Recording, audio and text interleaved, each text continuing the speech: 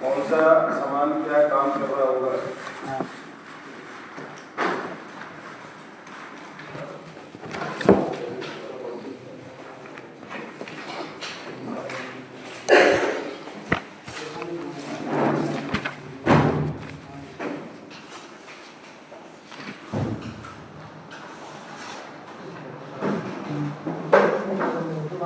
हाँ भाई, और दिखाई दे रहा है सबको? नहीं दिख रहा, इधर नहीं दिख रहा, आप दिख रहा।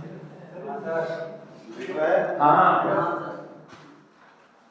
रिपोर्ट यहाँ पर भी है हाँ। और रिपोर्ट ये भी पड़ा हुआ है। क्या रहे हैं ये दोनों? ये एक तो एम्पियर मीटर और भी लिखा है, इस पर ये लिखा हुआ है। एक तो वोल्ट मीटर, एक एम्पियर मीटर। क्या लिखा है? वोल्ट मीटर और एम्पियर मीटर और वोल्ट। वोल्ट मीटर, इस पे लास्ट में कितने वोल्ट लिखे हैं? 500 वोल्ट। 500 वोल्ट मतलब 500। इसका मतलब ये जो मीटर है 500 वोल्ट का है। वन फेज के लिए 500 वोल्ट का मीटर जो लिए होता है, वन फेज में 300 वोल्ट का होगा। 300। ठीक है? छोटा वोल्ट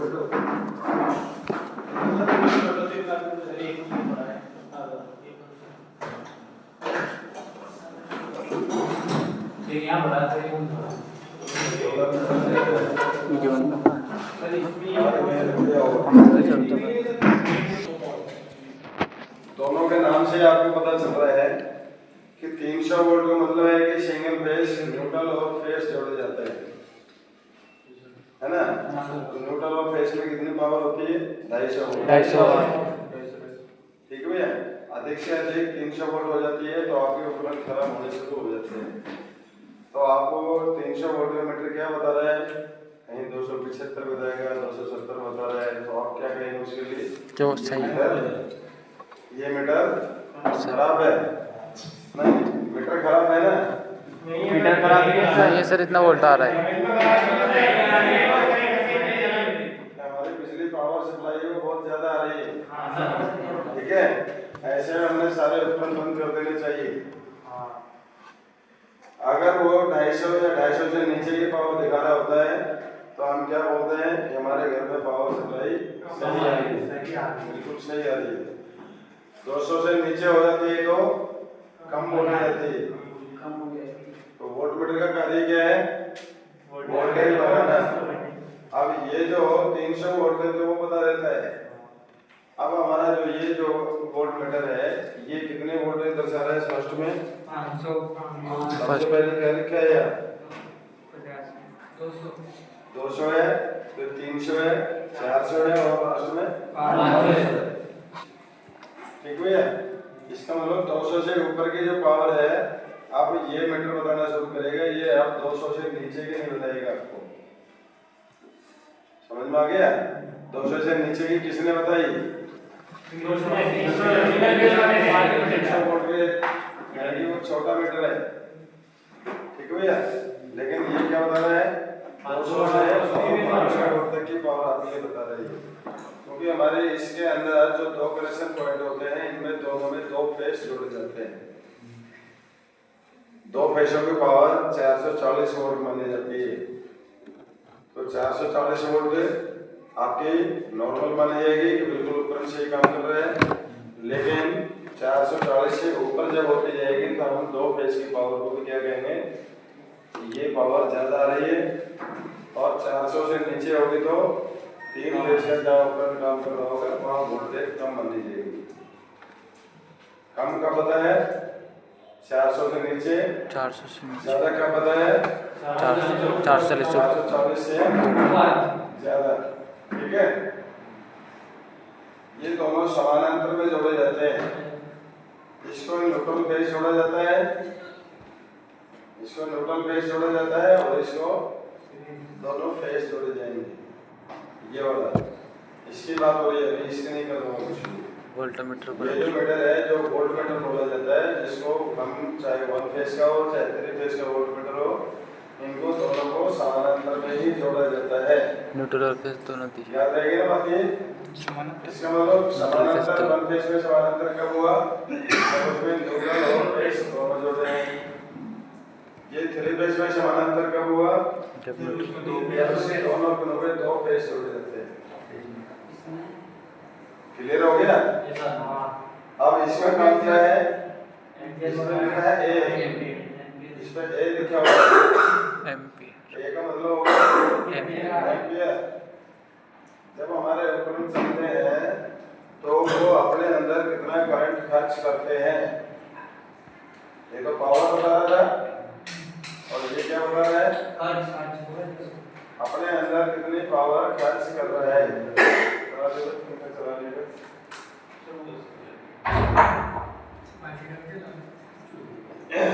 ये एम्पियर मीटर क्या काम करता है?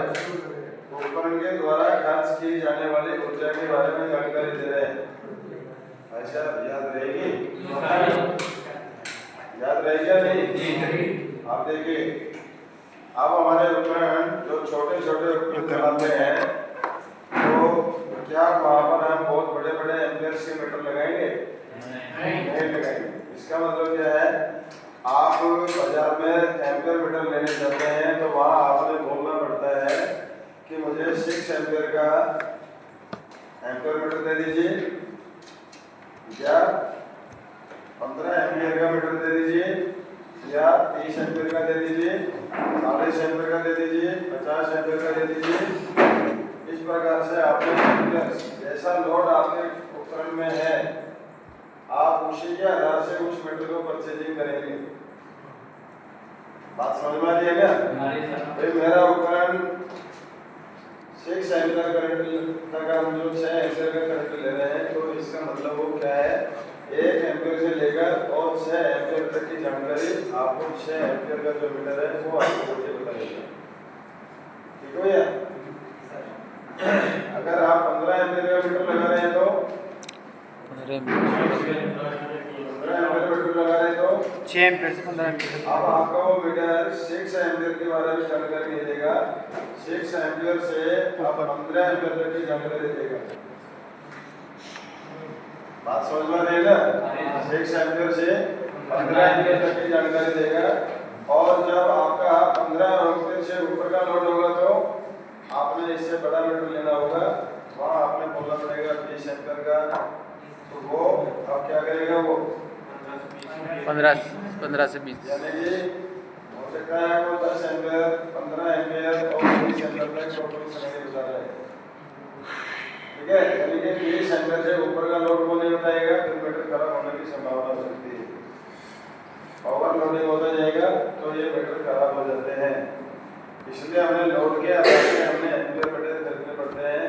25 एम्पियर का लोड है तो 25 एम्पियर के लोड के ऊपर आपने कम से कम 32 एम्पियर का मीटर लगाना पड़ेगा। तो उसमें 25 एम्पियर भी बताएगा, वो 30 एम्पियर भी बता सकता है और 32 एम्पियर भी बता सकता है। 50 एम्पियर का खरीदेंगे जब हमारा लोड 40 एम्पियर होगा। समझ में आ गया ना? तो एम्पियर मीटर के बारे में जानकारी हुई। ये हमने वोल्ट मीटर और एम्पियर मीटर दोनों का काम करने का अंतर हो गया ना अलग। इसका क्या काम था? वोल्टेज बताना। इसका काम था वोल्टेज बताना। इसका काम क्या हुआ? एम्पियर बताना। उपकरण के द्वारा खर्च की जाने वाली ऊर्जा। उपकरण के द्वारा। ठीक है भैया? ऊर्जा करंट किसमें मापा जाता है? एम्पियर। ये दोनों हमारे लिए क्लियर हो गए। ऐसा हो गया क्लियर? इसको हम समानांतर में जोड़ते हैं, इसको हम श्रेणी क्रम में जोड़ते हैं। इसका मतलब इसकी जो दो पिनें होंगी उसमें क्या होगा? एक पिन के ऊपर तो आप फेस लाइन का एक तार जोड़ दोगे और दूसरे पॉइंट से आप जिसके उपकरण को चलाना चाह रहे हैं, समझ में आ गया ना? क्योंकि हमारे एक उपकरण को चलाने के लिए हमें एक न्यूट्रल और एक फेस की जरूरत होती है। तो इसको फेस किसके द्वारा मिलेगा? उपकरण को चलाने के लिए उपकरण के द्वारा। तो डायरेक्ट जाके जुड़ जाएगा, तो डायरेक्ट जाके जुड़ जाएगा और फेस पहले एम्पियर मीटर में जाएगा, फिर एम्पियर मीटर के अगले पिन से निकल के और पॉइंट के अंदर जाएगा। अब ये उपकरण जब भी चलेगा तो एम्पियर मीटर आपका दो प्रकार का करंट बताएगा। कौन सा? कि जैसे आप स्विच ऑन करते हो उस समय इसकी सुई एकदम से लास्ट तक जाती है, ठीक हो या? इसकी सुई एकदम से लास्ट तक जाती है और उसके बाद क्या करती है, जितना वो मोटर रनिंग कंडीशन में एम्पियर्स ले रही है उसके बारे में जो भी संख्या पे जाके वो सुई खड़ी हो गई है, तो आपने बोलना है कि अब ये उपकरण लगातार चलते समय इतना करंट कर सकता है। आज समझ में आ गया नहीं? एम्पियर मीटर क्लियर हुआ? किसमें जोड़ा जा रहा है? फेस में जोड़कर उपकरण। श्रेणीकरण का मतलब? श्रेणीकरण मतलब एक के बाद एक। किसी भी उपकरण को चलाएंगे तो न्यूट्रल लाइन तो डायरेक्ट दी जाएगी और फेस पहले किसमें जोड़ा जाएगा? एम्पियर मीटर पर, और मीटर के अगले पिन से जाकर उस उपकरण में जोड़ेगा। चाहे दो फेस की मोटर, सिंगल फेस की मोटर है, चाहे दो फेस की मोटर है, चाहे थ्री फेस की मोटर है, इसमें एक पिन पर एक फेस आएगा और दूसरी पिन से वो फेस आउटपुट होकर उपकरण में जाएगा। तीन फेस होगा तब भी वही एक फेस जुड़ना है, टू फेस होगा तब भी एक ही है और सिंगल फेस होगा तब भी एक ही फेस इसमें जुड़ेगा, दूसरा फेस नहीं जुड़ेगा, न्यूट्रल फेस इसमें नहीं जोड़े जाएंगे। क्या तो गया? ध्यान आ गई? न्यूट्रल फेस किसमें जोड़े जाते हैं? उपकरण में। उपकरण न्यूट्रल फेस किसमें जोड़े जाते हैं? उपकरण में। वोल्ट मीटर में। और फेस अकेला कौन से मीटर में जोड़ा जाता है? एम्पियर मीटर में। दोनों में दो दो पिन है, लेकिन जोड़ते समय क्या करेंगे हम? बीच में जोड़ेंगे, इसमें न्यूट्रल देंगे, इसमें फेस दे देंगे, इसी से फेस ज्वाइन करके अगले पिन पे जोड़ देंगे और इस पिन को ले जाकर उपकरण में जोड़ देंगे और जो न्यूट्रल यहाँ जोड़ा था उसमें से न्यूट्रल लेकर के अपने उपकरण तक पहुँचाते हैं। क्लियर हुआ? चाहे वो चक्की की मोटर है, चारा काटने वाली मोटर है, पानी की मोटर है, एक्सपोजर कोई भी हो सकती है, ठीक हो या? तो आप इसका भी प्रैक्टिकल करेंगे कि हम इनको दो तारें किस प्रकार से जोड़े, न्यूट्रल कहाँ जोड़े, फेस कहाँ जोड़े, इसके अंदर हमने न्यूट्रल फेस जोड़ना है या खाली फेस जोड़ना है, ये क्या करना है, ये प्रैक्टिकल करेंगे ना? हाँ। और उसके बाद में आपने यह क्या दिखाई दे रही है? होल्डर्स। सभी जानते हो इसको? कौन से होल्डर है? एंगल क्यों कह दिया? ये नीचे जो क्यों है? सीधा नहीं है, ठीक है भैया? टेढ़ा हो गया तो ये एंगल होल्डर हो गया, ठीक है भैया? इसके अंदर देखिए दो होल्डर लगे हुए हैं, कौन से होल्डर है? ये दोनों। ये बिल्कुल सीधा है, इसका नीचे की तरफ ये बर्फी होल्डर है। तो एंगल होल्डर इस टाइप में क्या है? एंगल होल्डर इस टाइप में। ये आपका फैंसी हो गया, ये सादा हो गया। आपको जैसे डिमांड होती है बाजार में जाकर वैसा ही नाम बोलना पड़ता है। Fancy holder, fancy angle holder, fancy angle. ये एंगल सिंगल नहीं, angle holder fancy angle holder.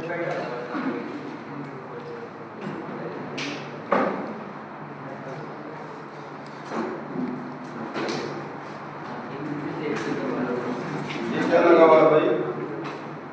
Switch.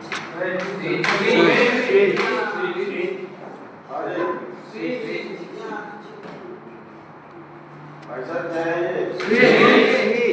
चुटकी। अब क्या बोल रहे थे आप? चुटकी। गलती से दोबारा मत बोल देना मेरे सामने। चुटकी।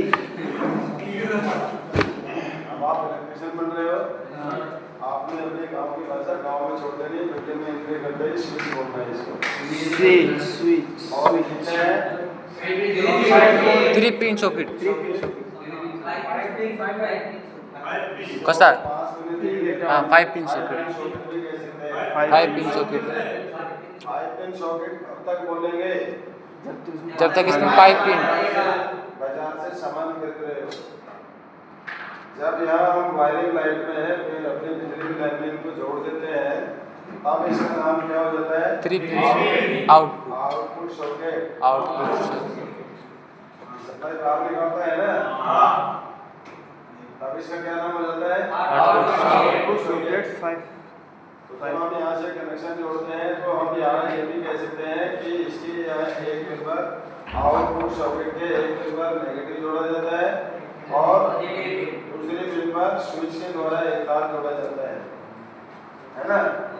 तो इसके दोनों कनेक्शन के बारे में समझ में आ गया? कौन से तार जोड़े जाते हैं? हाँ। कौन से तार जुड़ते हैं भैया? न्यूट्रल और फेस। सब दो तार याद रखना। Half face. फेस को क्या कर दिया हमने? हाफ फेस स्विच से निकालेगा, हाफ फेस जाएगा। स्विच द्वारा चालू कर दिया। हाँ। ये तो फुल फेस है, तो हमने स्विच पे direct कर दिया। राइट तो ऑफिस। भाई मत करो।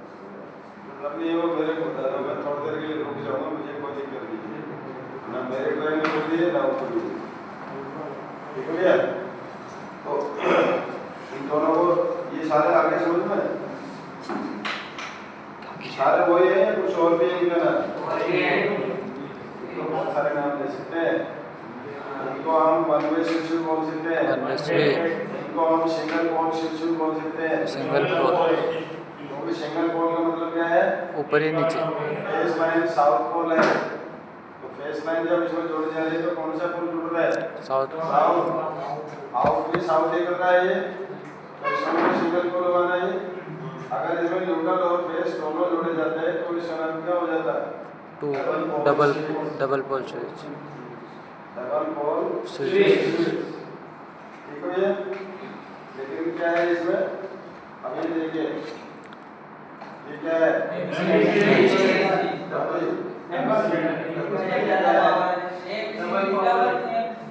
Power switch. बॉक्स परेशान कर रहा है तो इसको उठा के नहीं अगर खड़ा होकर कर सकते हैं, ये बॉक्स उठा के नहीं चलेगा। दही अरे यही कह रहे थे ना कि हमें कुछ सामान की जानकारी नहीं है, सामान देखा नहीं है, किसको क्या कहते हैं, तो पहले वही समस्या होनी चाहिए, बाद में हमें आगे बढ़ना है। इनको क्या कहेंगे भाई? MCB। क्या है ये?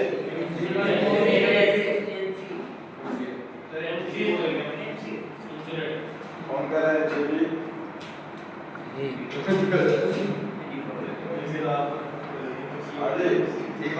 अरे मैं बोल रहा है। इसको हमने बोलना है single pole MCB। Single pole MCB। क्या बोलना है? Single pole MCB।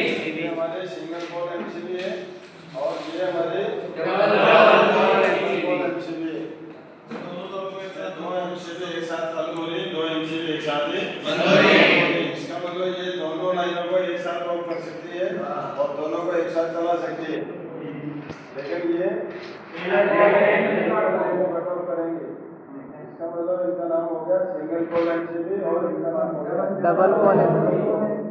अगर यहाँ इसमें तीन जुड़े होते तो तीन जुड़े होते तो triple pole MCB। Triple pole MCB। अगर इसमें चार जुड़े होते तो और पोल MCB। जब ये हमारे एक से अधिक संख्या में जुड़े हुए होते हैं तो आप इनको आइसोलेटर भी कह सकते हो। याद रखना है, double pole, triple pole, four pole, ये जो MCB होती है इनको आप आइसोलेटर भी कहते हो। बात समझ में आ गई? तो आप इनमें कौन से सामान का नाम नहीं जानते हैं? ये चलिए कौन सा बटन है? नीचे वाले बटन पे लगवाए घंटी बटन जिसे ये हां एक ही बटन है सर, स्विच बटन। अब देखो यार, ये यहाँ इस स्विच के ऊपर दो एरो के चिन्ह बने हुए हैं। हां एक चेन ऊपर की साइड में और एक चेन नीचे की साइड में। ये जो हमारे ये वाले स्विच हैं इनमें सिर्फ एक ही साइड में एक सिंबल जैसा बना हुआ है। इसमें दो साइड में बना हुआ है, तो इसको हम क्या कहेंगे? डबल क्या कहेंगे? Double way switch, two way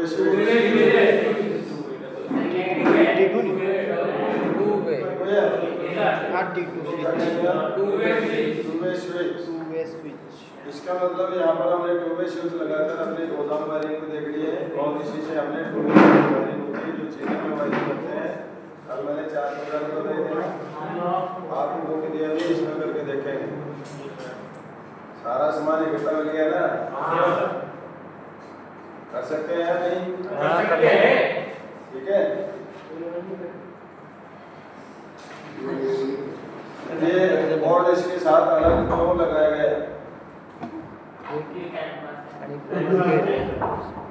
ये बोर्ड अलग क्यों लगाया गया? ये सीरीज का है, सीरीज का है। हाँ जी, सीरीज आपने इसके बारे में सोच लिया ये हमारा एक कमरे की वायरिंग है और ये हमारा दूसरे कमरे की वायरिंग है। आप इस दूसरे कमरे के वायरिंग के लिए वायर कहाँ से लेंगे? दूसरे कमरे के लिए वायरिंग कहाँ से लेंगे? दो तार जुड़े हैं ना, ये कहीं ना कहीं तो जाके जुड़े हुए हैं। यहाँ पर एमसीबी की सारी जोड़ी हुई है। यहाँ ये एमसीबी क्यों लगाई है? हमारी मेन सप्लाई सबसे पहले इसमें आएगी, यहाँ से निकलने के बाद इस एमसीबी में जाएगी, यहाँ से निकलने के बाद वोल्टमीटर में और एमीटर में जाएगी और यहाँ से निकलने के बाद में फिर हमारे लोड के लिए जाएगी। रास्ता समझ में आ रहा है? कहाँ से स्टार्ट हुआ?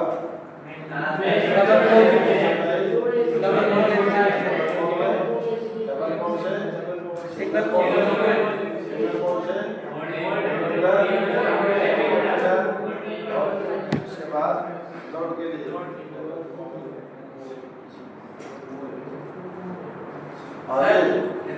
किसी को कोई शक है? हाँ जी, ये पूरा पार्टिकुलर साथ क्या बोलते हैं? किसको? ये लकड़ी के बोर्ड को? इसको हम बोलेंगे डिस्ट्रीब्यूशन फ्यूज बोर्ड। बोर्ड का बॉक्स तैयार होता है जिसमें हमारे ये कटआउट मेन स्विच एमसीबी कोई भी सामान लगा देते हैं।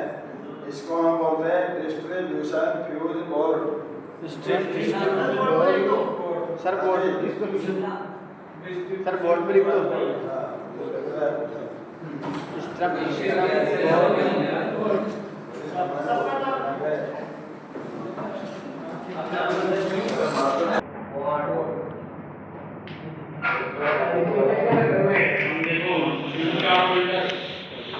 दो बड़ी है, एक बड़ी है।